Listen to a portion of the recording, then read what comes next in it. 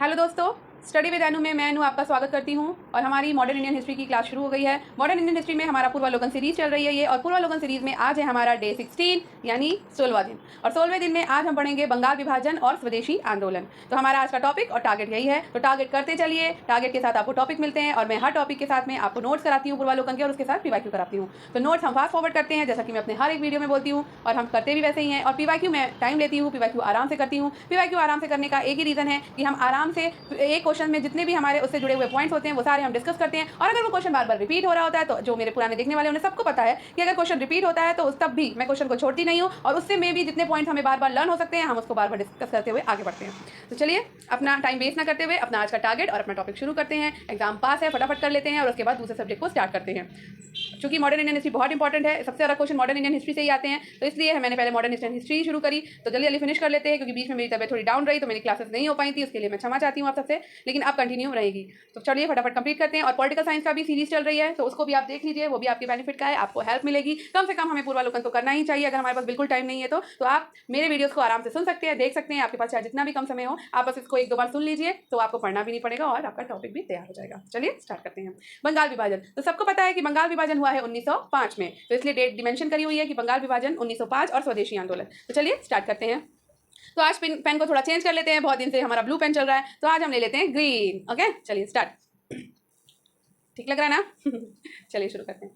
British सरकार ने 20 जुलाई 1905 को बंगाल विभाजन के निर्णय की घोषणा कर दी। तो कुछ पॉइंट्स जो होते हैं वो आपको भी पता है कि हमें थोड़े ध्यान से करते हुए चलना होते हैं, और जो पॉइंट्स हमारे लिए इंपॉर्टेंट है उसको मैं हाईलाइट करती हूँ अपने मार्कर यानी अपने पेन के थ्रू। तो चलिए उस पर थोड़ा ध्यान दीजिए और उसको ध्यान से एक दो बार देख लीजिए। तो ब्रिटिश सरकार ने 20 जुलाई 1905 को बंगाल विभाजन के निर्णय की घोषणा करी। तो ये क्वेश्चन बहुत बार आता है कि बंगाल विभाजन के निर्णय की घोषणा कब हुई, तो हमें डेट याद रखनी है 20 जुलाई 1905 को। उसके बाद आते हैं 7 अगस्त 1905 को कलकत्ता के टाउन हॉल में एक ऐतिहासिक बैठक में स्वदेशी आंदोलन की विधिवत घोषणा कर दी गई। तो ऐतिहासिक बैठक में स्वदेशी आंदोलन, ठीक है। तो स्वदेशी आंदोलन की विधिवत घोषणा कब की गई, तो 7 अगस्त 1905 को। कहाँ की गई, तो कलकत्ता में की गई। कलकत्ता में कहाँ की गई, तो टाउन हॉल में की गई। इसमें ऐतिहासिक बहिष्कार प्रस्ताव पारित हुआ। इसी के रूप बाद से बंगाल के विभिन्न क्षेत्रों में बंग भंग विरोधी आंदोलन औपचारिक रूप से एकजुट होकर प्रारंभ हो गया। 16 अक्टूबर 1905 को बंगाल विभाजन प्रभावी हो गया। तो बंगाल विभाजन कब प्रभावी हुआ, तो बंगाल विभाजन प्रभावी हुआ है 16 अक्टूबर 1905 को। 16 अक्टूबर 1905 को बंगाल विभाजन प्रभावी हो गया, और इस दिन पूरे बंगाल में शोक दिवस के रूप में ये मनाया गया। रविन्द्रनाथ टैगोर के सुझाव पर संपूर्ण बंगाल में इस दिन को राखी दिवस के रूप में मनाया गया।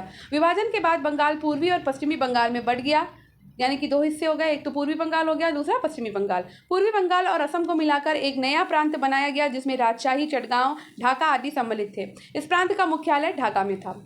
विभाजन के दूसरे भाग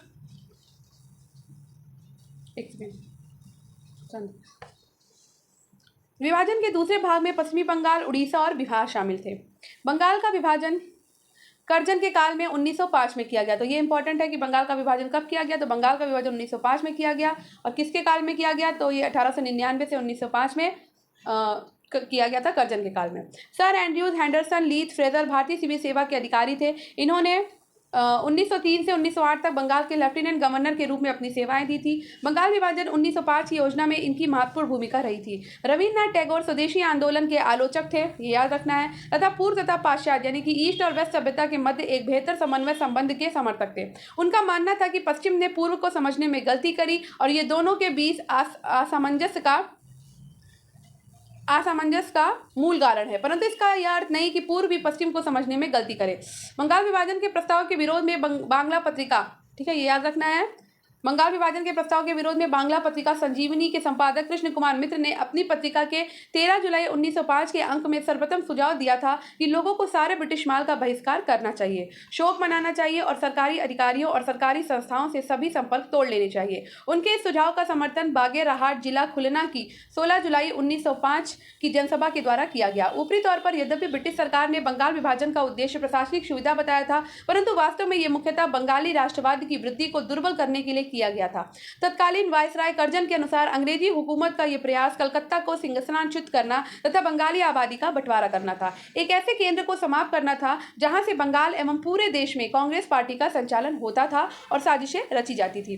स्वदेशी आंदोलन के प्रारंभ का तत्कालीन कारण बंगाल विभाजन था और इस अवधारणा के मुख्य प्रस्तुतकर्ता अरविंद घोष, लोकमान्य बाल गंगाधर तिलक, विपिन चंद्रपाल और लाला लाजपत राय थे। ये लोग स्वदेशी आंदोलन को पूरे देश में लागू करना चाहते थे, किंतु उदारवादी गुट इसके विरुद्ध था। बंगाल से प्रारंभ हुए स्वदेशी आंदोलन को लोकमान्य तिलक ने सारे देश, विशेषकर बंबई और पुणे में, अजीत सिंह और लाला लाजपत राय ने पंजाब एवं उत्तर प्रदेश में, सैयद हैदर रजा ने दिल्ली में और चिदंबरम पिल्ले ने मद्रास प्रेसिडेंसी में नेतृत्व किया था। स्वदेशी आंदोलन के समय आंदोलन के प्रति जन समर्थन एकत्र करने के उद्देश्य से अश्विनी कुमार दत्त ने स्वदेश बांधव समिति की स्थापना करी। इस आंदोलन की सबसे बड़ी विशेषता थी महिलाओं का इसमें सक्रिय रूप से भाग लेना, परंतु किसान एवं बहुसंख्यक मुस्लिम समुदाय स्वदेशी एवं बहिष्कार आंदोलन से अलग रहे। स्वदेशी आंदोलन के दौरान वंदे मातरम भारतीय राष्ट्रीय आंदोलन का शीर्षक गीत बना। ब्रिटिश पत्रकार H.W. नेविल्सन स्वदेशी आंदोलन से जुड़े थे। इन्होंने 4 महीने तक भारत में रहकर मैनचेस्टर, गार्जियन, ग्लासगो, हेराल्ड तथा डेली क्रॉनिकल के लिए रिपोर्टिंग की थी। बाद में इन्होंने इस रिपोर्ट को the new spirit in India, किसमें the new spirit in India नाम के पुस्तक के रूप में संपादित किया। राष्ट्रीय आंदोलन के बढ़ते प्रभाव के वातावरण में अवींद्रनाथ टैगोर ने 1907 में अपने बड़े भाई गगनेंद्र नाथ के साथ मिलकर Indian society of oriental art की स्थापना करी। तो Indian society of oriental art की स्थापना किसने करी? अवींद्रनाथ टैगोर ने 1907 में अपने बड़े भाई गगनेंद्र नाथ के साथ मिलकर, जिसके द्वारा पाश्चात्य कला मूल्यों का पुनर्जीवन एवं आधुनिक भारतीय कला में नई चेतना जागृत हुई। दिसंबर 1911 में ब्रिटिश सम्राट जॉर्ज पंचम और महारानी मैरी के भारत आगमन पर उनके स्वागत हेतु दिल्ली में एक दरबार का आयोजन किया गया। दिल्ली दरबार में ही, अब ये इंपॉर्टेंट है कि दिल्ली दरबार का आयोजन कब किया गया? तो दिल्ली दरबार का आयोजन किया गया था दिसंबर 1911 में। किसके आगमन पे? तो जॉर्ज पंचम और महारानी मैरी के भारत आगमन पे, ठीक है। और दिल्ली दरबार में ही 12 दिसंबर 1911 को सम्राट ने बंगाल विभाजन को रद्द घोषित कर दिया। तो ये इंपॉर्टेंट है कि बंगाल विभाजन रद्द कब हुआ? तो 12 दिसंबर 1911 को। साथ ही कलकत्ता की जगह दिल्ली को भारत की नई राजधानी बनाए जाने की घोषणा भी की गई। घोषणा के अनुरूप बंगाल को एक नए प्रांत के रूप में पुनर्गठित किया गया। उड़ीसा तथा बिहार 1912 में अलग प्रांत का दर्जा को इसे अलग कर दिया गया। असम को एक नया प्रांत बनाया गया जैसा कि उसकी स्थिति 1874 में थी, तथा सिलहट को इसमें जोड़ दिया गया। तो यहाँ पे हमारे यहाँ पे हमारे नोट्स फिनिश होते हैं और नोट्स मैंने बहुत फास्ट फॉरवर्ड में कराए हैं। अब चलते हैं हम अपने पीवाईक्यू करने में, और पीवाईक्यू हम आराम से करेंगे और सारे क्वेश्चन में टाइम लेते हुए आगे बढ़ेंगे, ठीक है। तो चलिए हम अपने पीवाईक्यू सॉल्व करते हैं। तो पहला क्वेश्चन है, निम्नलिखित में से सबसे बाद में क्या हुआ? तो भाई बताइए, हड़प नीति, बंगाल का विभाजन, स्थायी बंदोबस्त या सहायक संधि? तो ये हम तब बता पाएंगे जब हमें इन सब की डेट पता होगी, ठीक है। तो सबसे पहले 1793 में कॉर्नवालिस ने स्थायी बंदोबस्त प्रणाली लागू की थी। तो यहाँ लर्न करते हुए चलना है। तो किसने लागू की थी? तो कॉर्नवालिस ने लागू की थी। कब लागू की थी? तो 1793 में, ठीक है। वेलेजली ने भारतीय राज्यों को अंग्रेजी राजनीतिक परिधि में लाने के लिए सहायक संधि प्रणाली का प्रयोग किया, ठीक। कब किया? तो ये 1798 से 1805 के बीच में किया इसने, ठीक है। तो चलो हम 98 मान लेते हैं।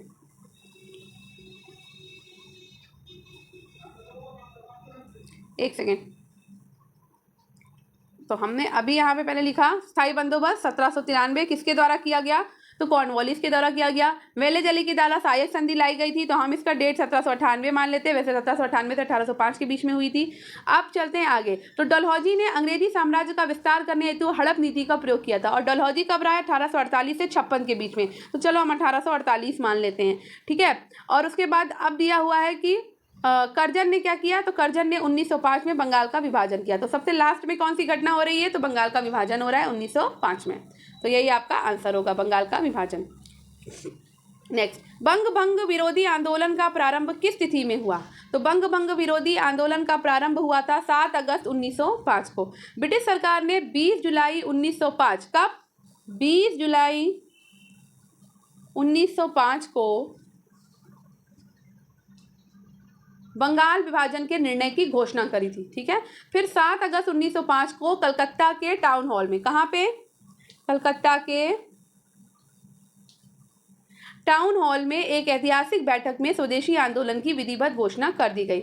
उसमें ऐतिहासिक बहिष्कार प्रस्ताव पारित हुआ और इसी के बाद से बंगाल के विभिन्न क्षेत्रों में बंग भंग विरोधी आंदोलन औपचारिक रूप से एकजुट होकर प्रारंभ हो गया। 16 अक्टूबर 1905 को बंगाल विभाजन क्या हुआ? पूरी तरह से प्रभावी हो गया, ठीक है। तो यहाँ पे कितनी डेट्स मिली? एक डेट मिली हमको 20 जुलाई 1905 की, जिसमें घोषणा की गई कि भाई बंगाल विभाजन तो होगा, ठीक। और कब हुआ विधिवत घोषणा, कब हुई? 7 अगस्त 1905 को। और प्रभावी कब हुआ बंगाल विभाजन? तो 16 अक्टूबर 1905 को, ठीक। नेक्स्ट, भारतीय स्वतंत्रता संग्राम के संदर्भ में 16 अक्टूबर 1905 निम्नलिखित कारणों में से किसके लिए प्रसिद्ध है? इसको थोड़ा सा छोटा कर लेते हैं।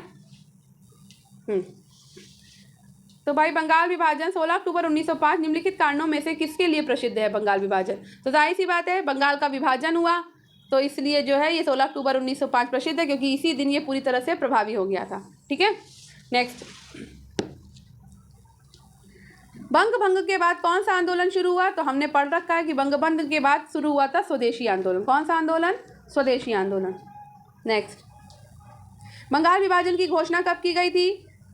तो बंगाल विभाजन की घोषणा की गई थी 7 अगस्त 19 सॉरी घोषणा अच्छा पूछी गई है, तो घोषणा की गई थी 19 जुलाई 1905 को। 19 या 20 जुलाई आता है, तो उसमें से आप कोई भी डेट लगा सकते हैं, 19 भी लगा सकते हैं और 20 जुलाई भी लगा सकते हैं, ठीक है। तो जो भी दिया हो वो होगी, ठीक है। बंगाल विभाजन की घोषणा 19 या 20 जुलाई 1905 को की गई थी, ठीक है। और कलकत्ता के टाउन हॉल में ऐतिहासिक बैठक में स्वदेशी आंदोलन का विधिवत घोषणा कब की गई थी? तो विधिवत घोषणा स्वदेशी आंदोलन की 7 अगस्त 1905 में की गई थी। और बंगाल विभाजन पूरी तरह प्रभावी कब हुआ था? 16 अक्टूबर 1905 को प्रभावी हुआ था, ठीक है। नेक्स्ट, चलो अब यहाँ देख लो, बंगाल विभाजन के निर्णय की घोषणा ब्रिटिश सरकार के द्वारा 20 जुलाई 1905 को की गई थी, परंतु कुछ प्रमुख लेखकों के द्वारा इसकी तिथि 19 जुलाई भी दी जाती है। तो इसके आधार पर हमने 19 या 20 में से मैंने आपको बता दिया, आप कोई भी लगा सकते हैं। नेक्स्ट, 1905 में बंगाल विभाजन किस वायसराय ने किया? तो हम सब पढ़ चुके हैं कि बंगाल विभाजन किया है करजन ने। किसने किया? करजन के कार्यकाल में हुआ है 1905 में। नेक्स्ट, तो देखते हुए चलो, बंगाल का विभाजन करजन के काल में हुआ, तो करजन का काल कितना रहा है? तो 1899 से 1905 में 1905 में किया गया, और इसके निर्णय की घोषणा की गई थी 20 जुलाई 1905 को, और ये 16 अक्टूबर 1905 से लागू हुआ था। और 1911 के दिल्ली दरबार में बंगाल के विभाजन के निरस्त करने की घोषणा की गई, ठीक है।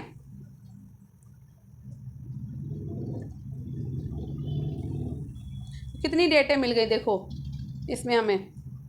घोषणा 20 जुलाई 1905, एक डेट ये मिली, 16 अक्टूबर 1905 प्रभावी की डेट मिली, और रद्द कब हुआ? 1911 में रद्द हुआ, ठीक है।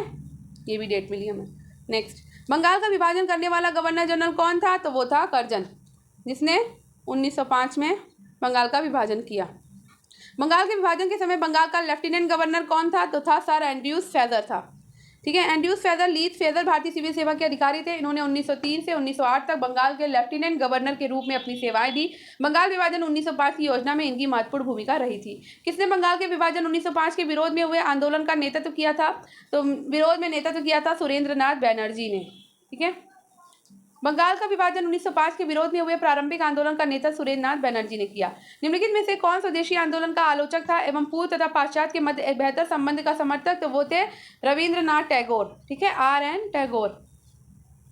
बंगाल के ब्रिटेन की वस्तुओं के बहिष्कार का सुझाव सर्वप्रथम किसने दिया था? तो सबसे पहले सुझाव दिया था कृष्ण कुमार मित्र ने। किसने दिया था? कृष्ण कुमार मित्र ने दिया था।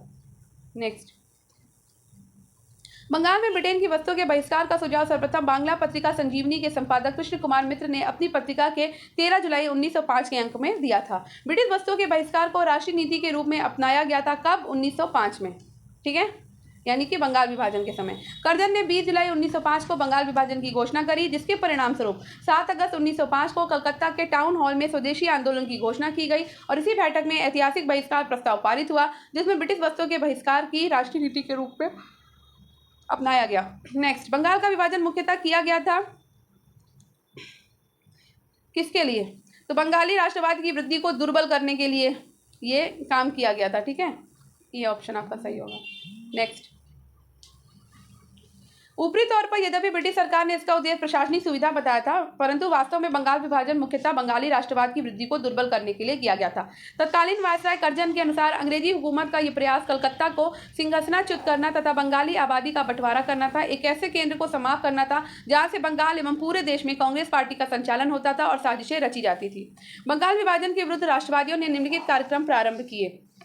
तो कौन कौन से कार्यक्रम थे? बाइकॉट, स्वदेशी, असहयोग और राष्ट्रीय शिक्षा। तो भाई क्या क्या शुरू हुआ था? तो यहाँ पर आपका सिर्फ 1, 2 और 4 शुरू हुआ था। 1, 2, 4। असहयोग तो उस समय था ही नहीं, 1905 के समय। असहयोग आंदोलन आपका 1942 में हुआ है, ठीक है। तो ये 3 चीज़ें आपकी हुई थी। चलिए इसका डिस्क्रिप्शन देख लेते हैं।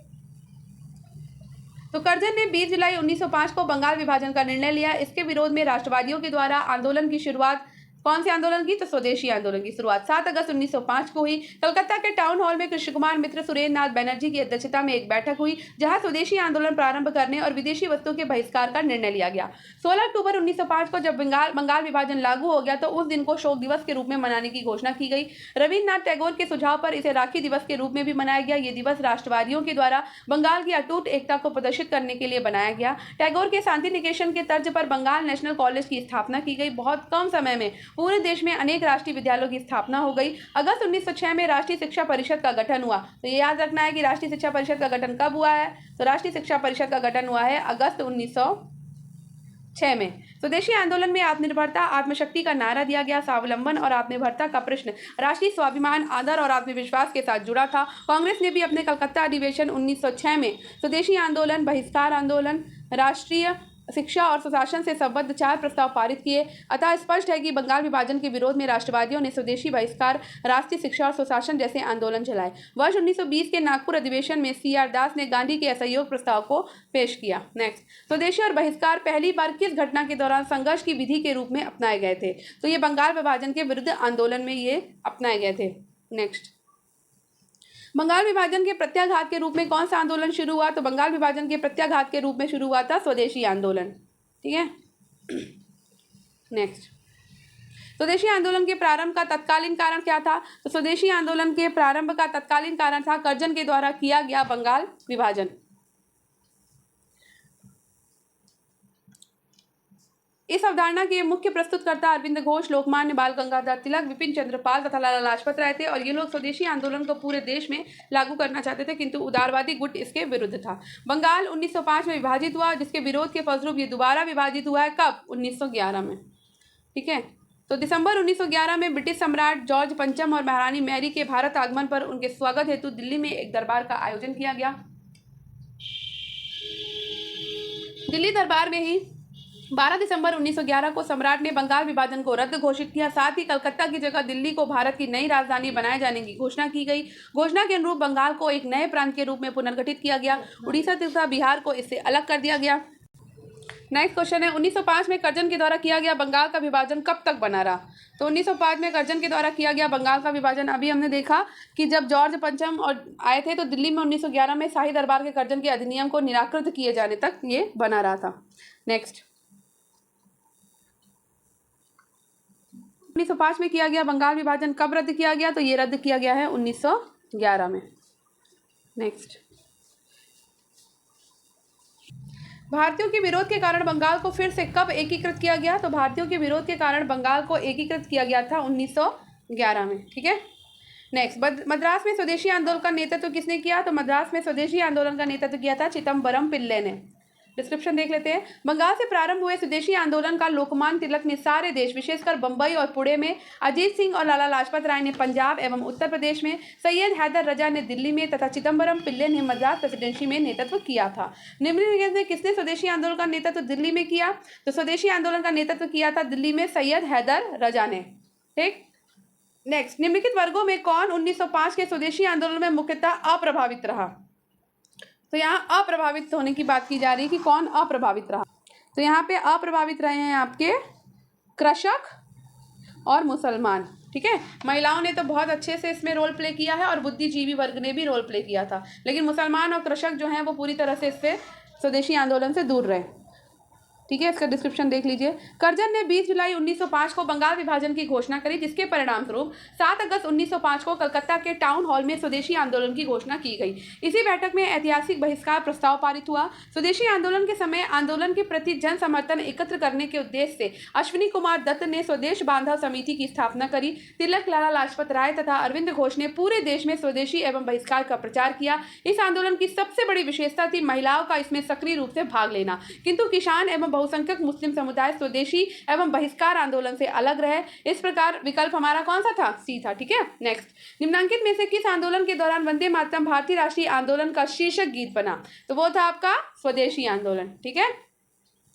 नेक्स्ट, तो स्वदेशी आंदोलन के दौरान 16 अक्टूबर 1905 का दिन, जिस दिन विभाजन प्रभावी हुआ था, पूरे बंगाल में शोक दिवस के रूप में मनाया गया। घरों में चूल्हा नहीं जला, लोगों ने उपवास रखा और कलकत्ता में हड़ताल घोषित कर दी। जनता ने जुलूस निकाला। सवेरे जत्थे के जत्थे लोगों ने गंगा स्नान किया और फिर सड़कों पर वंदे मातरम गाते हुए प्रदर्शन करने लगे। वंदे मातरम इस आंदोलन का शीर्षक गीत बना। लोगों ने एक दूसरे के हाथ पर राखियां बांधी थी, ये जताने के लिए कि बंगाल को बांटकर अंग्रेज उनकी एकता में दरार नहीं डाल सकते। नेक्स्ट, स्वदेशी की भावना से ओतप्रोत भारत के चरमपंथी राष्ट्रवादी आंदोलन काल के संदर्भ में निम्नलिखित में से कौन सा कथन सही नहीं है? तो यहाँ पे सही नहीं कथन पूछा गया है। ठीक है, तो हमें सारे कथन इसमें पहले तो पढ़ने होंगे, उसके बाद हम बता पाएंगे, है ना। तो चलिए, पहला है, लियाकत हुसैन ने 12 साल के मुस्लिम किसानों के आंदोलन में उनका नेतृत्व किया। तो नहीं, ये भाई गलत ऑप्शन है आपका, तो हमें पहला ही ऑप्शन गलत मिल गया, लेकिन फिर भी हम आगे के पढ़ते हैं। 1889 में राष्ट्रीय शिक्षा की योजना सतीश चंद्र मुखर्जी के द्वारा तैयार की गई। बिल्कुल, ये एकदम सही है कि उन्हीं के द्वारा तैयार की गई थी। बंगाल नेशनल कॉलेज की स्थापना 1905 में हुई, जिसके प्रधानाचार्य अरविंद घोष थे। ये भी एकदम सही है। टैगोर ने आत्मशक्ति की उपासना का उपदेश दिया, जिसका मुख्य उद्देश्य गांवों का सामाजिक और आर्थिक पुनरुद्धार करना था। तो ये भी सही है। तो यहाँ पे हमें आंसर मिल चुका है कि पहला वाला हमारा जो है ये रॉन्ग है। ठीक है,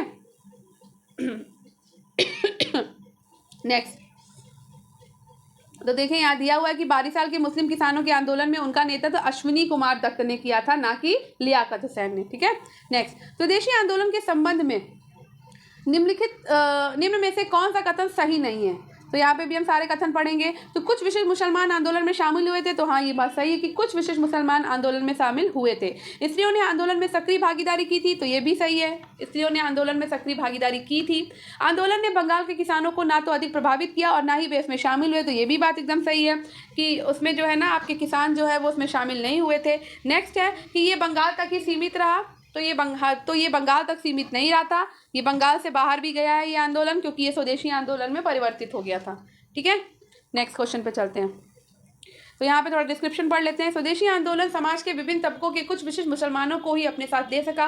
पहली बार इस आंदोलन में स्त्रियां घर से बाहर निकली, प्रदर्शनों में हिस्सा लेने लगी और धरने पर बैठने लगी, परंतु ये आंदोलन बंगाल के किसानों को प्रभावित नहीं कर सका। केवल 12 साल ही इसका अपवाद रहा। मुख्यतः ये आंदोलन शहरों के उच्च एवं मध्यम वर्ग तक ही सीमित रहा। स्वदेशी आंदोलन केवल बंगाल तक ही सीमित नहीं रहा, बल्कि लाला लाजपत राय, तिलक और अरविंद घोष ने पूरे देश में इसका प्रचार किया। ठीक है, तो इसलिए हमारा कथन वाला डी क्या होगा? रॉन्ग होगा। अब चलिए, एक क्वेश्चन है कथन और कारण का, तो चलिए पढ़ते हैं और उसको सॉल्व करते हैं। तो दिया है कि इसने देशी शिल्पकारों के कौशल तथा उद्योगों को पुनर्जीवित करने में योगदान किया। नेक्स्ट दिया है कि स्वदेशी आंदोलन के एक अवयव के रूप में राष्ट्रीय शिक्षा परिषद की स्थापना हुई थी। तो यहाँ पे आपका आंसर दोनों ही सही है कि इसने देशी शिल्पकारों के कौशल तथा उद्योगों को पुनर्जीवित करने में योगदान दिया था, बिल्कुल दिया था। और स्वदेशी आंदोलन के एक अवयव के रूप में राष्ट्रीय शिक्षा परिषद की स्थापना हुई थी, तो ये भी सही है। ठीक है, चलिए डिस्क्रिप्शन देखते हैं। स्वदेशी आंदोलन ने भारतीय शिल्पकारों और उद्योगों को पुनर्जीवित करने में महत्वपूर्ण भूमिका निभाई थी। कलकत्ता कस्टम ऑफिस के अनुसार इस दौरान सूती वस्त्र आयात में लगभग 22%, कितना? लगभग 22%, और जूता चप्पल आयात में लगभग 68% की कमी आई। हथकरघा उद्योग, रेशम वस्त्र उद्योग, लौह एवं इस्पात उद्योग, चमड़ा उद्योग आदि को इससे व्यापक प्रोत्साहन मिला। स्वदेशी आंदोलन के दौरान 1906 में राष्ट्रीय शिक्षा परिषद का गठन किया गया। तो ये याद रखना है कि राष्ट्रीय शिक्षा परिषद का गठन कब किया गया? तो राष्ट्रीय शिक्षा परिषद का गठन किया गया 1906 में, स्वदेशी आंदोलन के समय पे, जो कि स्वदेशी आंदोलन का प्रमुख घटक थी। और इसका उद्देश्य साहित्यिक, वैज्ञानिक और प्रौद्योगिक क्षेत्र में स्वदेशी नियंत्रण के तहत राष्ट्रीय शिक्षा को बल प्रदान करना था। नेक्स्ट क्वेश्चन पे चलते हैं।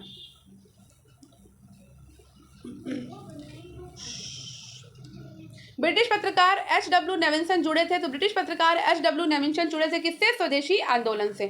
ठीक है, ब्रिटिश पत्रकार एच.डब्ल्यू. नेविल्सन स्वदेशी आंदोलन से जुड़े थे। इन्होंने 4 महीने तक भारत में रहकर मैनचेस्टर गार्जियन, ग्लासगो हेराल्ड तथा डेली क्रॉनिकल के लिए रिपोर्टिंग की थी। बाद में इन्होंने इस रिपोर्ट को the new spirit in India नाम से पुस्तक के रूप में संपादित किया था। भारत की प्राचीन कला परंपराओं को पुनर्जीवित करने के लिए एक Indian society of oriental art की स्थापना की थी अवेंद्रनाथ टैगोर ने। किसके साथ मिलकर? तो अपने भाई गगनेंद्र नाथ टैगोर के साथ मिलकर की थी। हम अभी थोड़ी देर पहले पढ़ चुके हैं इसको नोट्स में। राष्ट्रीय आंदोलन के बढ़ते प्रभाव के वातावरण में अवेंद्र नाथ टैगोर ने 1907 में अपने बड़े भाई गगनेंद्र नाथ के साथ मिलकर Indian society of oriental art की स्थापना करी, जिसके द्वारा प्राच्य कला मूल्यों का पुनर्जीवन एवं आधुनिक भारतीय कला में नई चेतना जागृत हुई। नेक्स्ट, तो यहाँ पे हमारा आज का टॉपिक फिनिश होता है और कल का हमारा टॉपिक होगा कांग्रेस बनारस, कलकत्ता एवं सूरत अधिवेशन। तो कांग्रेस का बनारस अधिवेशन, कलकत्ता अधिवेशन और सूरत अधिवेशन कल हम पढ़ेंगे। तो आज का हमारा बंगाल विभाजन 1905 में स्वदेशी आंदोलन फिनिश होता है। और ये हमारा बहुत ही छोटा टॉपिक था, लेकिन बहुत इंपॉर्टेंट टॉपिक था। बंगाल विभाजन और स्वदेशी आंदोलन से बहुत क्वेश्चन आते हैं और हमने लगभग सभी क्वेश्चन इसमें देख लिए हैं। तो पढ़ते रहिए, दूसरों के साथ इस वीडियो को शेयर करते रहिए। अगर आपके लिए भी थोड़ा सा वीडियो हेल्पफुल रहा हो तो वीडियो को लाइक, शेयर और कमेंट कीजिए और दूसरों के साथ इसको शेयर कीजिए ताकि उनकी भी हेल्प हो सके। Thank you. चलते हैं और मिलते हैं कल एक नए टॉपिक के साथ में।